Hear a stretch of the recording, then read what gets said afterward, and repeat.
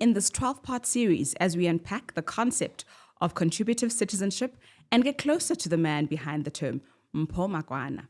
He describes his life's purpose as striving to be a trusted counselor to world-class leaders who seek to leave the world better than they found it. Welcome to the Contributive Citizenship podcast. Section 1. Mpho, good morning. How are you?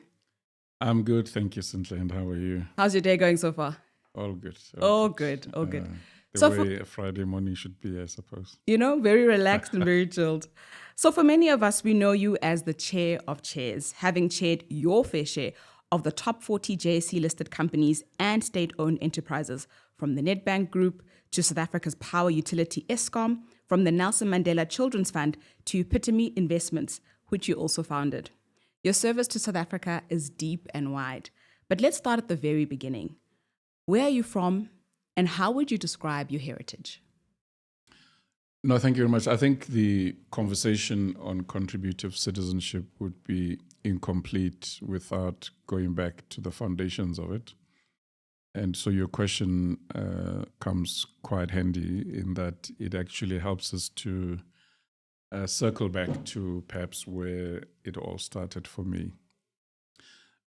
So I'm a GenX because the conversation on contributive citizenship is also at some point as we journey along going to have to include a conversation on generational dynamics. So I come from Sekhukhune by way of upbringing and perhaps by way of heritage. But I was born in Lady Selborne, Pretoria. Okay. At a missionary hospital known as Holy Cross. Today it's a retirement home and a mental wellness home for people of advanced age. Mm-hmm. But when I arrived on earth that Sunday, it was a hospital and it was still under the apartheid jurisdiction, dispensation. The area of Lady Selborne was a white area. So my birth certificate couldn't say I was born at Holy Cross, Lady Selborne. My birth certificate says I was born at Kalafong Hospital in Atteridgeville. Ah, okay.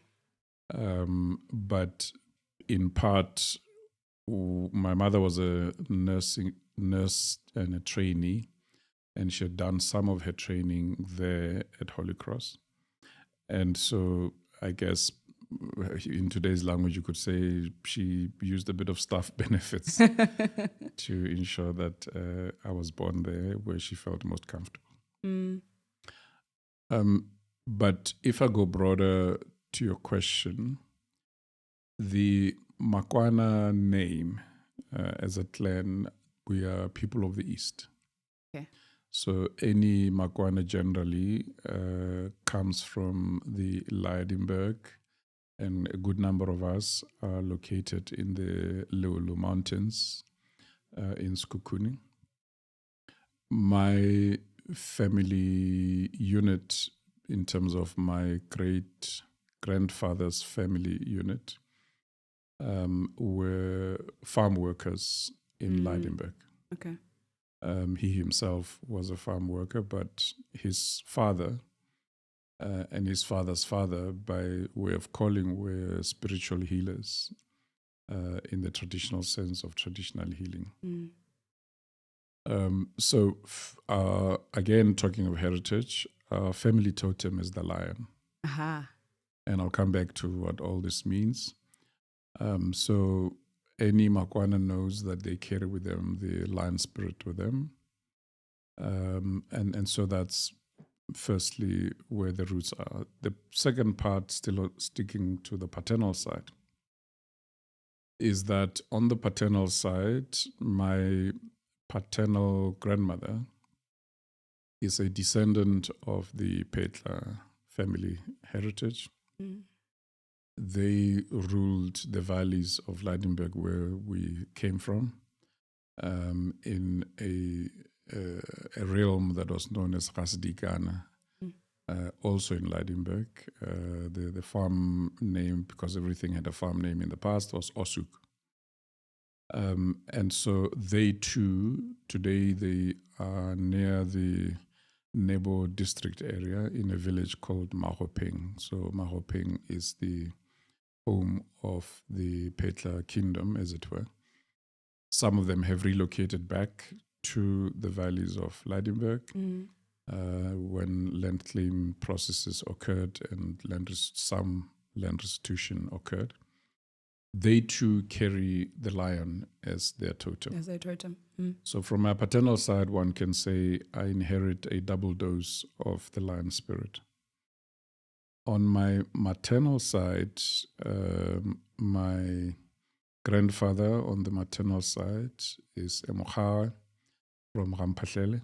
Okay. And he is a direct descendant of Kgoshi Mutle III. And Bahara carry the spirit of the pangolin. That is their totem.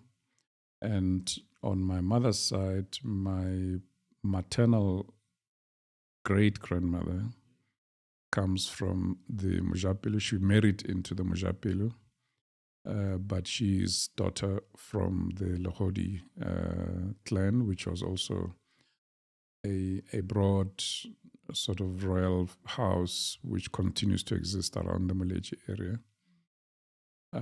But my grandmother, maternal grandmother, was a bearer of the leopard totem, known as Bahlalero, as a Mujapelo. Okay. And she married into the Patudi family. So what is the purpose of all this? The purpose of all this is that when you look at your life in terms of some of the models that I use in my leadership work, you evolve in cycles of 9 years as a human being. So if I look at years 1 to 9, which probably will speak a lot of in this podcast. Indeed, yes. These are the formative years. These are the foundation years where you acquire culture, language, and inherit traditions. Yeah. A different author says you would have chosen your parents. Apparently, according to that author, we choose the parents in terms of the two people that will bring us into this earth. But they then have this duty to groom you, to give you culture, to give you a sense of family, a sense of values and all that. So in the Vapedi traditions, which is the traditions I was groomed in,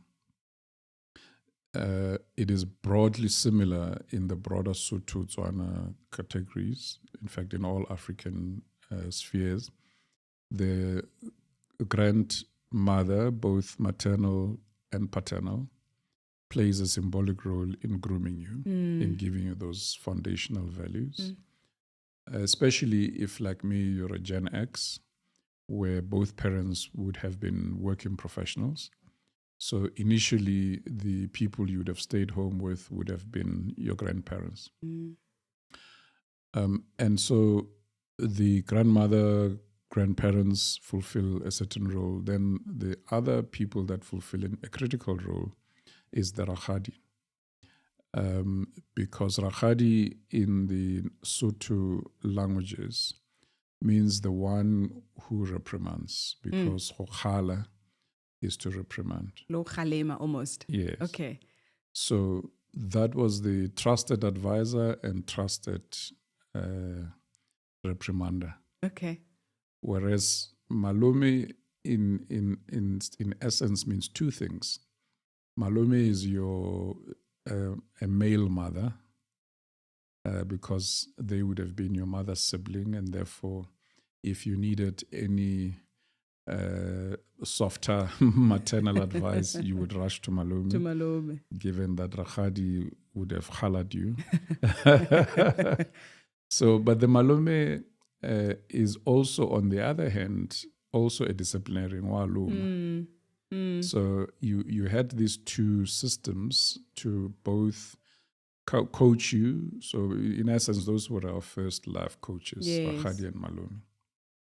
And they then provided the parental unit the support to ensure that when they have other duties to take care of, you have these two coach mentors that guide you. That's how traditional society works. Now, when I started gaining, I guess, some semblance of language and self-understanding, my paternal grandmother, her African name was Bahwiching Makwana, daughter of Petla.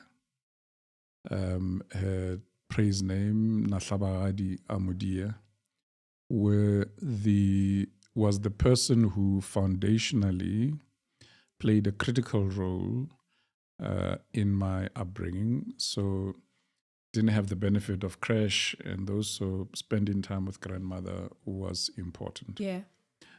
And one of the things foundationally that she set me down on, she said to me, as they would always say as grandparents, she said to me, "Ngwana, a child of my child, you come from," she said, a family of significance. It's not an important family. It's not the royal of most royal families. It's just a family of significance. And therefore, because you carry these lineages of bloodlines that crisscross certain royal households, you need to understand that it's possible that someday you're going to find yourself being a person of significance. And therefore, the first thing that I want you to understand, child of my child, is that when you arrive at that life stage, you're going to have people coming to you for all sorts of things. The best you should do is ensure that when they do come to you for advice, for counseling, for whatever, that when they leave you, they do not leave you worse off. And you make sure you don't hurt them. Sure. And then she put her hands together and said, "You see, in the olden days when you were thirsty and you quickly wanted water, you would run to the drum. And use your hands. And use your hands." So Yes, she yes. did her hands like this. And then she said to me with the traditional calabash seho, and said, "Scoop the water, pour it into my hands." And she left her hands clutched together like that. And not invariably, if they're not tightly clutched, there's a leakage beneath. Yeah. So she said to me, people who are indigent, who are not so fortunate in society, when they cry, their tears, and she closed the hand cup, and she said their tears fall directly into God's hands. And God is quick to wipe their tears off. Yeah.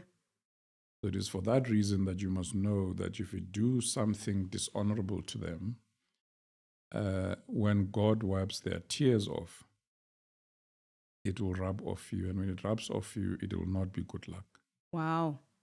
So you need to ensure that everything you do in your life doesn't leave someone having to have God wipe their tears. Wipe their tears. Incredible. So I would say for me, the beginning phases of contributive citizenship started there. On my maternal side, my maternal grandmother was ahead of her times. She was a primary school teacher. She was from the GI generation, born in 1919. Her immediate sibling that came after her, still alive today at 103, wow, was also a teacher. Okay. And if my memory is not misleading me, when she retired, she was a principal where she worked. One of the inspirations we draw from her is that for almost 3 decades, 30 years or so, in her career, she cycled to work. I guess it explains to her the strong school. heart. Cycling to the school. Yes. Amazing. Sure. And so again, ahead of her times, because Yeah. imagine then men would have frowned, who's this woman cycling in the first place. So from their side, they imparted the sense that education was the key that unlocks all doors. Yeah. And also from paternal grandfather, two things came that symbolized this contributive citizenship.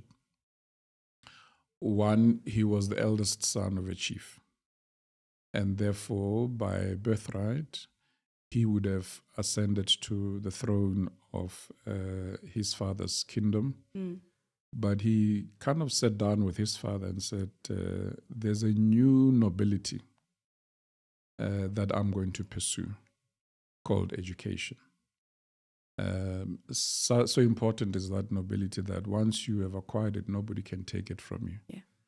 Unlike if I sat on this throne and someday some pretender to the throne can mobilize the realm and say they should be the heir and all and that. dethrone me. And so that conversation sparked a tradition in that area of Rampahlele, that the chief then decided not only to let only his eldest son go to school, but virtually there were 5 households, virtually all the sons in the 5 households. Remember, at that time, it was still a tradition of the girl child is going to get married, so the boy child is the one that's going to carry the family name. So let's invest in the boy child. However, some of the aunts did here and there pursue an education, but primarily focus was on the sons. So from the second household, one of my grand uncles ended up being the first chief minister of the homeland of Leboa. But if you follow my maternal grandfather's journey, he became a pioneer in the Dutch Reformed Church, as it was known at the time, referred to the African part was known as NG Kerk in Africa. Yes. And so he became a pioneer of firsts in many parts of his career until his retirement as a Domini Emeritus. And there's a story about him maybe that we will reflect on later in future episodes. But so what then is this heritage of contributive citizenship? Contributive citizenship, simply from this humble heritage, says you have a duty as a leader to make positive choices as an individual and as a leader. You also have a duty to ensure that the choices you make are productive, progressive, and are not harmful. So the later episodes will delve deeper into the bigger language of microeconomic environments in terms of what this means today in leadership. But if we stick to ages 1 to 9, so I got exposed to all manner of basics of African spirituality in my first 6 years, because my grandfather, after whom I'm named, so the other thing that you learn at that age or in those years that your Rakgadi and your particularly paternal grandmother will impart on you, they will continuously call you by your praise name, not by your certificate name. Yeah, not your legal name. And so my grandfather, when I showed up, she would constantly say, Moroka, how are you today, Moroka? So Moroka is a person from the East. The Makwanas are the Baroka. We are people of the East. Or she will simply say, Mutau, how are you, Mutau? And so she began to imprint in my mind, in myself, that I was a Moroka person of the East. I was a Mutau carrying the lion totem. And thirdly, she began to imprint the idea that I must not settle for less, because someday I'm going to be a person of significance. But it comes with a burden that when that happens, she didn't say you're going to be an important person, she's a person of significance. A person of significance in my mind is someone who makes a difference, regardless of what title you give them, regardless of what role you give them. And hopefully that's what propelled me. Sure. When we were young at Sunday school at that time, there used to be a song that they taught us Sunday school teachers, they would say, brighten the corner where you are. Yes. And so that's what a person of significance should be, regardless of what title you're given or not given. Whatever role, responsibilities you're given, brighten that corner. Brighten that corner, but also with the understanding that you are responsible for also empowering others. And I think for me, that foundation is so important in how you grew up, but also the people and of significance that were around your life. And I think for me, the second question is almost related to that, to say, why have you found it important to introduce the world to the concept of contributive citizenship, and why now? So the why now, I think, will come around episode 10-ish, thereabout. But a quick response is that most of us have not had this benefit of a solid foundation of grandparents on both sides. In fact, most people don't even know their grandparents. Too few people do. I have known my great-grandmothers, both on my father's side, on the Petla side, and on the Mojapelo side. My great-grandmother on the Mojapelo side, in other words, my mother's mother's mother, Sure. passed on when I was 12 years old in high school in grade 8. And my mother's father's mother on the Petla side passed on when I was mid-high school, around 84, 85, when I was in my early teens. So in that sense, the storytelling of my Mojapelo great-grandmother had a phrase for us as toddlers. So you would come, so this is firstly second nature related, and then later observing it with my younger siblings. So she carries you, and like all children, you are calm, and then very quickly you cry for your mother, and then she would say, this child, in the language of Maleji, so this child, it's like she doesn't have comings and goings. And then later when you could talk to her, every time you went to greet, and then when you now say with the parents, say, hey, Kuku, we're on our way now. The first thing she says to you as a great grandchild says, ngwanaka, so you must have a sense of comings and goings. In other words, have a sense of direction. And so that's the most regular, perhaps, tagline that I remember her by. Yeah. If I look at my Petla great-grandmother, her name was Rabotile Petla. She would simply echo what her daughter would say and say, no, go well, my child of my child. Go and make sure nobody cries after you've touched them. If I translate her teachings, that was her regular goodbye phrase. So with such a rich heritage of, family lineage that has grounded you, that you still, and values that you still apply today, why share your story in a podcast format? Why is the narrative of how you grew up and your heritage important for a platform such as a podcast? I think it's important for both a podcast and a book. But my observation of generational dynamics today is that perhaps the people who should benefit the most from the heritage are reluctant readers. They are more auditory than they are readers. So later in my career, I'm assuming we're still in ages 1 to 9. Correct. Later in my career, I discovered a language through the science of neurolinguistic programming called VAKOG, VAKOG. That language says that different people assimilate knowledge and articulate themselves according to that code.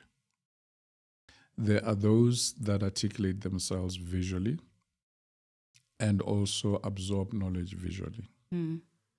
and later we'll unpack what that means. But of the older generation, baby boomer leaders, President Thabo Mbeki would be such an example of a visual leader. So yes, they come across as visionaries, but they process lots of things intellectually first and foremost. Okay. And therefore, when they articulate, they use a visual language. So if you go and watch all speeches that are there of him that I guess visually you would find them on probably YouTube or something, you will see that, and I've just become visual myself, you will see that this is an expression of visual. He will constantly, whether it's quotes of him speaking as a younger version of himself, he always says, I think. I think on this matter of Zimbabwe, I think on this matter of anti-apartheid. So any of his talks you'll see they're prefaced with, I think. And often they will be things that say, I see. And a lot of leaders that worked with him in cabinet and elsewhere would have found it hard to have him as their leader. Because of the visual nature of such leaders, they tend to be ahead of themselves and ahead of their peers. And so often when you come to share information with them, they've already had a look. They've already visualized more or less what you're coming to say to them. They've read up. And so if in the first 7 minutes you are waffling and not making sense, they are likely to express impatience. Many a cabinet leader during his tenure suffered because of that. Their terms of office were short because of that. If you look at and there's reasons in essence for this as well, if we look to the formative years. A leader like Madiba was auditory. President Mbeki would have been visual largely because of where he spent most of his youth, and I'll come to this, but also by virtue of his makeup of his profile as a leader. But Madiba was from the GI generation, 1918, and he would have grown up without radio. He would have grown up the most traditional way where the stories I narrated earlier of my grandmother Bahwejing, he would have received them in a crawl-like environment, sitting around the flames and with elders imparting stories past. And that indigenous knowledge sharing dynamic as well. Yes, and as a child you would have been sat down and you would have had those stories imparted. Parents would have done the same to you. And he also would have grown up with traditional folklore and music. So he was more of a listener. Not that I'm saying visual leaders don't listen, but he was more, they absorb information through the A of the VACOG, the auditory. So a lot of cabinet ministers who worked with President Mandela when in our first 5 years of democracy would say they would go to his office, whether at Shell House then or at Union Buildings. He had this black recliner in his office, and he would sit expressionless, say, I'm now paying attention to you. No note-taking, no scribbling, anything, just him and you. And you'd get the occasional nod, and then thereafter there are a few questions in between, and then thereafter you would be thanked for making time, and that he would reflect and come back to you. Or he would consult the elders and the leaders and come back to you.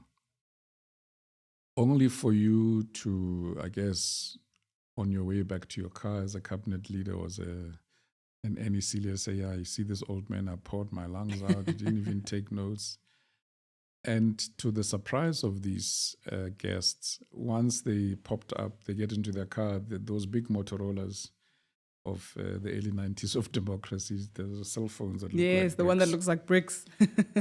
it would ring, and on the other side, it's the head of state, and the head of state says, so and so, when you said 1, 2, 3, 4, 5, did I hear you correctly? Those are the slippery words of auditory leaders. Did I hear you correctly to say this and the other? And you say, yes, sir, or yes, Madiba. Did I understand you to mean this, this? Then he says, no, you've got my blessing or my support. I will. So they listen for meaning, they respond to meaning, and they process information through the auditory senses. And then you get the K of the VACOG. Often the A and the K can also be gender biased. Most women can tend to be auditory. Like you may maybe reflect on you sitting in a meeting with female friends or female colleagues. You are saying something in the meeting and someone raises their hand and say, am I hearing us correctly to be saying 1, 2, 3? Am I hearing? So they play back the meaning for you to give affirmation. So it can be generational, it can be gender biased. Similarly, the K, kinesthetic, is touch and feel. And again, more of the female species are said to be more kinesthetic than the male species. But in the banking sector, you get a lot of kinesthetic decision makers because banks by nature are about managing risk and liquidity. And therefore, your credit manager, your relationship manager may have the wonderful things to say to you about whether you're going to get the facilities or not. But until they sit with the credit manager and kinesthetically the credit manager touches and feels your balance sheet, that determines whether you get the overdraft or the extra credit you're looking for, because they can feel the risk. And so that can tend to be more gender, but also more more generational as well. The O for olfactory is sense of taste and smell. And so there you find people who are very process intensive and pedantic in how they go about processing information. So certain professions are more olfactory than others. Accountants by nature tend to be olfactory. They tend to be painfully detailed to arrive at a decision, or painfully risk averse, or painfully avoiding to be thrift spenders. And so yet age-wise, as we grow older, we may tend to become more olfactory. Because more elderly people, based on experience as the key word, they'll listen to you and say, but have you done this? Have you done this? And you think, oh, this have old you person assessed is everything? a pain. But actually they are playing back their own life lessons as you speak. And until you tick all the boxes in their life lessons, they don't go with you. Olfactory also is unpredictable. Because of taste and smell, you may hear someone says, the moment Mpo said this about olfactory, I smell the red. Smell the red. That's them saying something's fishy. Or suspicious, I smell the fish or something fishy. It's because they use those senses to determine, can I trust this? So their intuition is interconnected with taste of sense and smell. Equally, in the army or in any organizations that are driven by dictates and hierarchy, you will find an olfactory culture. The G for gastronomic is where people use the digestive system to make decisions. So you may engage somebody and then they say to you, oh, Cynthia, thank you very much. No, it was good to hear what you had to say. Let us chew a little bit on it. Let's digest it. And we'll come back to you. So often in government, people digest things before they come back to you because they have a myriad of policies to think of, a myriad of compliance, PFMA, and so on. And often a myriad of stakeholder considerations. So decision-making is not necessarily easy and agile. And therefore, old companies, large organizations that have got many policies tend to be gastronomic. So if we go back to 1 to 9, the first foundational years, 1 had the benefit of not learning in these terms that I've just shared, but in traditional wisdom terms, that you've got to be circumspect, you've got to be almost cautious in everything you do and reflective, and constantly have as your moral compass, am I doing the right thing? Am I being hurtful? Even in my case as a perfectionist, because I'm a firstborn, and also by my birth number, I carry the number 7. Both those two essences make you a perfectionist. Yeah. Both my parents were firstborns themselves and perfectionists. So, but even if you may have a sense of this is how things should be done, this is the correct way, because that's how perfectionists are, you must always remember to be strict perfectionist without being hurtful. Yes. Always be considerate of others. I think it's clear that contributive citizenship can be better understood by unpacking how it shows up in different phases of our lives. And of course, in this episode, I want to just focus on your early life and how it's laid the foundation for contributive citizenship. Ka Sepedi ba re, "Go tšea setšhaba go godisa ngwana." And translated, it means it takes a nation or a village to raise a child.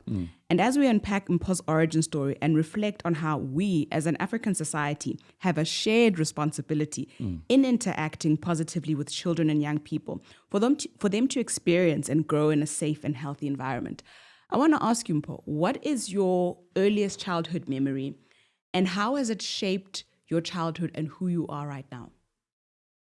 Well, there are many childhood memories. The favorite expression that across all the segments of parents and grandparents, they always said "Motuka motuka watu." And so generally, I would say we were generally comfortable. In my home when I grew up, there was electricity. Okay. In my home when I grew up, we had to pump water from another place with a machine, but we had running water in the house from pumping the water. We pumped it. So my father used to share a story with us that the day he told his father that he was getting married, or that he had met my mother and he contemplates getting married, he says his father, after whom I'm named, sat him down and said, "Now, please understand, in my house, I have my wife, who's your mother, I have your 2 sisters and your younger brother. And therefore, if you're getting married, your 2 sisters and your mother are not going to be fighting over pots with anybody. So go and set yourself up in your own homestead." Sure. And so it was very clear to him that, I guess, again, as the firstborn, show the way, lead the way. But we had the advantage that father and son lived close to each other, within half a kilometer. Every day I saw my grandparents, and every day I saw my parents.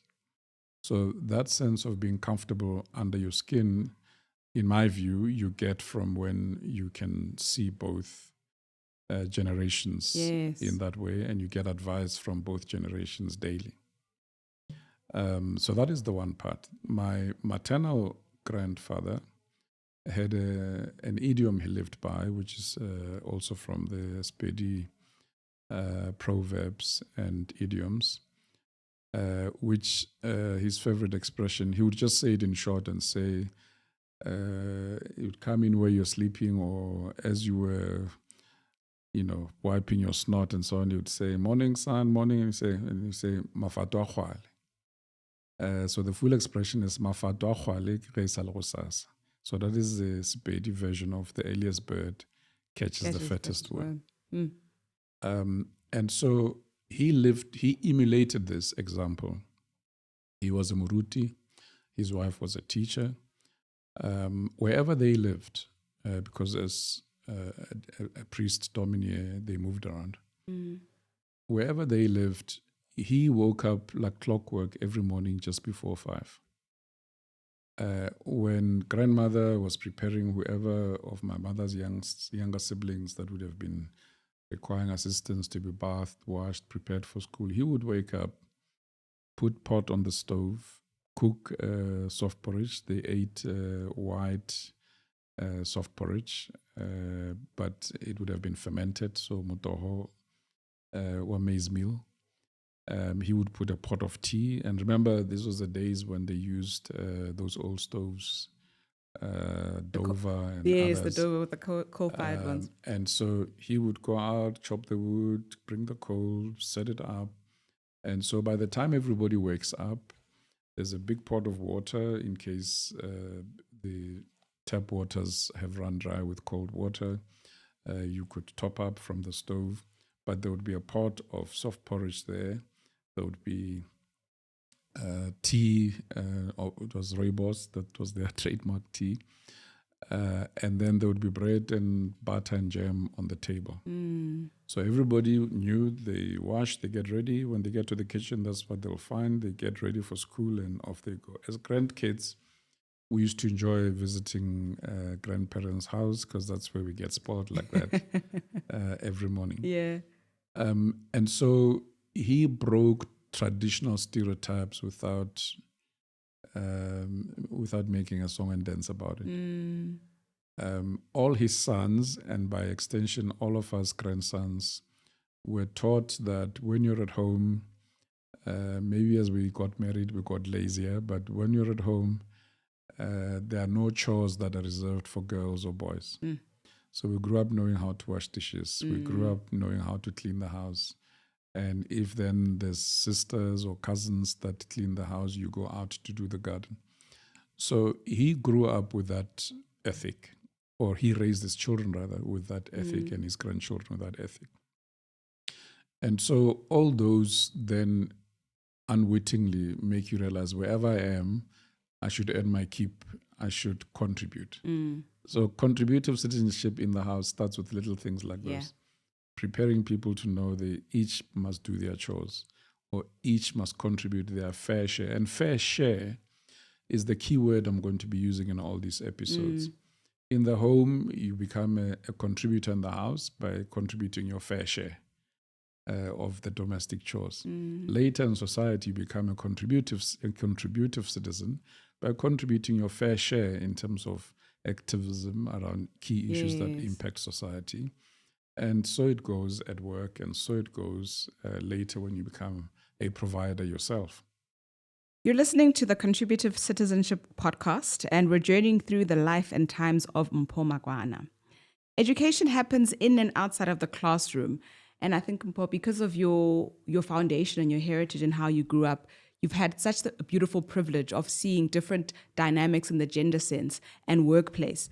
But in terms of education and schooling, who was the most influential educator in your young life, and how did they shape the way you see the world? So there were quite a few. The first one at age 4.5 was my sub-A teacher. I think I'll be remiss in this journey if I don't pay tribute to her. Me Marokani from Jane First. She played a huge role, I guess, in my sense of confidence, self-confidence, in that when my parents sent me to school, because we didn't have the crash system then in a village, the parents just reckoned if I get used to walking with other kids to school, the following year, when I'm 5 going for 6, I would then be accustomed to going to school and therefore won't cry and that sort of thing. Yes. But because I'm a June baby, so before I was 5, I was in class between January and June. And so June, when they checked the media reports, she sat my parents down and she said to them, look, you're wasting this child's time. Enroll him fully as a sub-A student, not as they used to call it, dom-dom. And so my parents then got excited and enrolled me. And I guess later when they narrated the story before I finished primary school, it made me feel like an achiever. So she played a significant role in my early education, or in my foundational years of my education. I have to go back to my maternal grandparents. because they made it a point that in their home, there was a minimum standard. So they had 8 children. My mother was the oldest. And the minimum standard was all the children were told that even though it wasn't a family that had plenty, but based on the basics that were available to them in the family, their duty was to make sure that when they are deemed to not be educated, they will at least have a bachelor's. So all 8 of them have set foot in a university at a point in time. Some before they could start working, some as they were working, they burned the midnight oil and ensured that they put themselves through to acquire. So there used to be a tradition in the family, and I don't know what put it to an end, maybe it's modernity. Every of his children, every time they graduated, there would be a graduation ceremony in the family. Literally, would put up a tent and would celebrate the graduation. Then peer graduates would come and parade the street as if they were at university into the house. Some of them, their wedding ceremonies were, or their engagement ceremonies rather, were combined with graduation ceremonies. So as a child seeing this gown that they donned, and people singing that the Ntegelesana Marena, and then linking it back to grandfather saying to his father, there's this new nobility. There's this new Buana Marena that is coming other than being a chief, that I would rather be than be a chief. So you were inspired to then say, one day I also want to don that gown. I also want to parade and be seen. And so that was the first part. The second part was every year when we were at grandparents' house or other relatives' house within that family, it was always about the first question, how are you? No, I'm good. So what are you becoming? When you finish school, what do you want to become? So those questions, pressurizing as they may appear, because today if you ask people those, they say, oh, pressure. But actually, that's how we grew up. You would be asked how you were doing. Once all the pleasantries are done, the first question, then you get sat down. And my grandfather was very contemplative like that. He would sit down, and young as you are, he'd speak to you as if though you are his equal. You say, where are you headed? No, Raholo, I'm thinking this, thinking that. I remember when I was doing technical subjects in high school, and he was part of the governing body at the technical high school when he retired. So one time, because we used to go on strike a lot, and you would get a prep talk every time you've been involved in activist activities, but he passed on before we could have that talk, because I was 13 when he passed, and only the following year did I get involved with my first act of national protest under the banner of chores. But my uncles would tell me that we were involved with the 1976 era, that you would be sat down and you would be told, so this thing of yours, where is it going to take you? The day you are a dropout at university or high school because you've been excluded or you've gone this and this, who do you think is going to listen to you? And then he would say, get your education first, and then you can stand on podia and say to people this and this about society. Sure. So, but the point is, we always had those reflective conversations. My paternal grandfather was an entrepreneur, self-made entrepreneurs, self-made in various respects, growing up on a farm. Whenever you sat with him, he was all about you can self-make yourself. Just focus. Yeah. His conversation always about, are you focused enough? Whatever you want to be, just focus on it. So I think part of the grounding in having this podcast is obviously ensuring that we understand what contributive citizenship looks like. And we'll unpack it in the next coming 11 episodes. But I think an ethos that you embody, and I truly resonate with, you mentioned it earlier, is Ubuntu. And the author Tisetso Maloma says, Ubuntu signals a sense of personal responsibility. The community benefits from the virtues of responsible individuals. They also serve as an inspiration to others, particularly the younger generation. And I think I want to just ground it and say it appears that contributive citizenship, one must also appreciate Ubuntu when they think of contributive citizenship. Would you agree that Ubuntu is indicative of contributive citizenship? So probably this is the theme most appropriate to end our first episode on. So at age 7, my parents changed faith. It was in June of that year, of my 7th year, that they became part of the International Pentecost Holiness Church.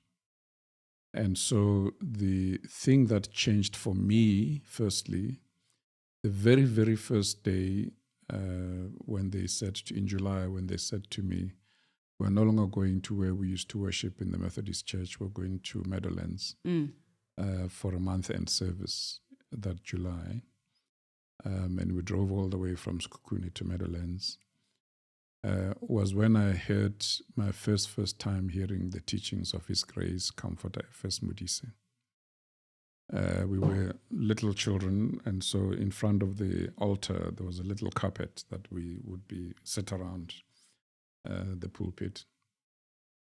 And his first words that I always remember vividly was when he said, "Kotinse khesamelang, mafulunga matalana, ko namane ateng lengkwe." Ene ya re ha Jehova Modimo ka sebela bopa motho, empa eseng motho le ntlo ya hae o ne o le teng. So when we went back home, I kept on asking my parents, how is it possible that Ntate says, when God created heavens, I was there? What does this mean?